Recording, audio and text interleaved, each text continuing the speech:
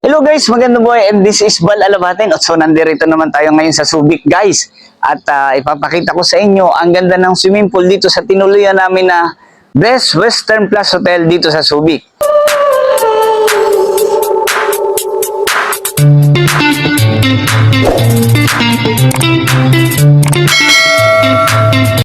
At ngayon nga, nandito tayo ngayon sa 5th floor guys, mga kajaming, upang ipakita ko sa inyo ang overview ng Subic Bay. At ayan, makikita natin ang malaking bundok. Ayan, papuntayan ng Zambales. And of course, dito sa kinatatayuan ko na to, ay makikita ninyo ang malaking pool. Yan. At talaga naman mag-i-enjoy ka once na magbakasyon ka dito. Siyempre guys, alam nyo na. Hindi nga ako nakapag-swimming ngayon kasi natatakot ako pag maglangoy tayo dito sa swimming pool na to, siyempre.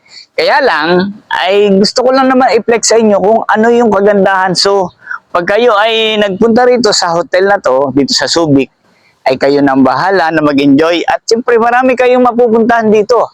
Marami kayong mga bagay na ma-experience dito sa Subic na ito. Kaya nga lang, beware lang, pag ikaw ay isang driver dito sa Subic, kinakailangan dito ay first come and first to go. So, if you are reach the stoplight or any crossing, kinakailangan ay ikaw ay naka-fully stop para naman hindi ka magkaroon ng violation.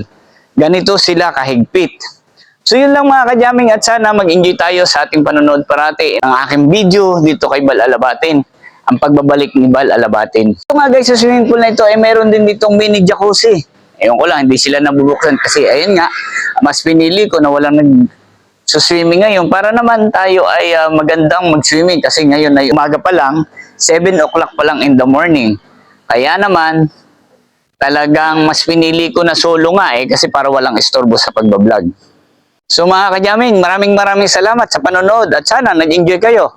Kahit ganito lang yung aking video, siyempre at least na-monetize na ulit ako para muli tayong magkita-kita sa aking mga vlogs. Ano po? So maraming salamat at sana patuloy niyong suportahan si Bal Alabatin. Bye!